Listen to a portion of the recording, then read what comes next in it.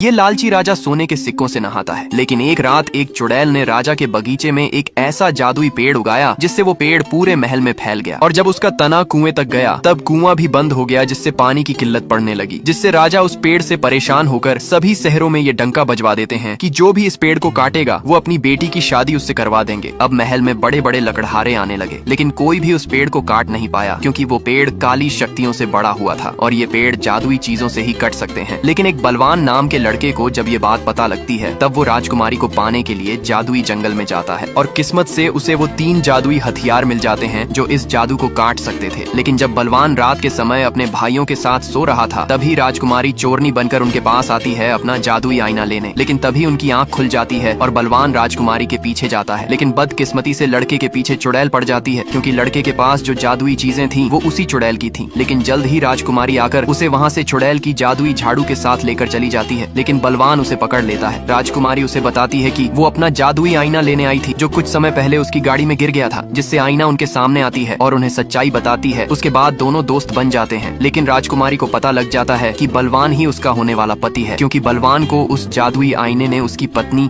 यानी कि इसी राजकुमारी को दिखाया होता है। जिस पर राजकुमारी उससे कहती है, मुझे नहीं लगता तुम्हारे जैसे बौने को कोई भी राजकुमारी अपनाएगी। लेकिन बलवान मुस्कुराते हुए बताता है, मैं उसके दिल में अपनी जगह बना लूंगा। फिर वो अगली सुबह पेड़ को काटने आता है, जिसे देख सभी लोग उसके ऊपर हंसते हैं। लेकिन जब वो अपने जादुई कुल्हाड़ी से उसे काटता है तब वो जादुई पेड़ पहले जैसा छोटा हो जाता है और कुएं में फंसे पत्थर को जादुई पिकैक्स से तोड़कर उसे मूर्ति के रूप में बना देता है जो शाही लगता है, और उसमें जादुई जीवनदायिनी पानी दे देती है, जिससे अब उनको पानी की कमी नहीं होती। अब यहाँ तक देख ही लिए हो तो लाइक करके जाना। एक काली चुड़ैल एक राजकुमारी को मुर्गे का उबला हुआ अंडा खिला देती है, जिससे राजकुमारी के ऊपर काला जादू हो जाता है और वो अपने आशिक को एक बड़े राक्षस जायंट को अपना नौकर बनाने के लिए कहती। और जब बलवान राक्षस की तलाश में जंगल की ओर निकल जाता है तब राजकुमारी अपने पिता के नौकर से प्यार करने लगती है। हालांकि राजकुमारी ऐसी नहीं है, वो बस काले जादू के वश में है। बलवान जब उस राक्षस के पास जाता है तब राक्षस उसे कुचलने लगता है। बलवान एक बड़े गड्ढे में जाकर अपनी जान बचाता है और उस राक्षस के सामने अपनी दोस्ती का हाथ बढ़ाता है। उस राक्षस का कोई दोस्त नहीं था, जिससे वो भी दोस्ती के लिए राजी हो जाता है। लेकिन उसकी एक शर्त थी कि उसके साथ उसे भोजन करना होगा, और जब तक उस राक्षस का पेट नहीं भर जाता तब तक बलवान उसके साथ खाना खाता रहेगा। और जब दोनों खाना खाने बैठते हैं तब बलवान को सामने रखा हुआ तंदूरी सुअर से घिन आती है, जिससे वो पास में रखे कपड़े के थैले को उठाता है और बिना मांस का एक भी टुकड़ा चखे वो उस थैले में सारा खाना डालता जाता है। और जब वो राक्षस 50 सुअरों को खा जाता है तब उसका पेट भर जाता है और उसे यकीन हो जाता है कि बलवान उससे सच्चे दिल से दोस्ती करना चाहता है। इधर राजकुमारी की जब सुबह आंख खुलती है तब उसे जादुई आईना सारी सच्चाई बता देती है, जिससे राजकुमारी उस ठर की नौकर को भगाती है और बलवान की मदद के लिए महल से चोरनी का भेष बदल कर जाने लगती है। नेक्स्ट पार्ट के लिए लाइक करना मत भूलना। वैसे क्या आप मुर्गे का अंडा खाते हैं?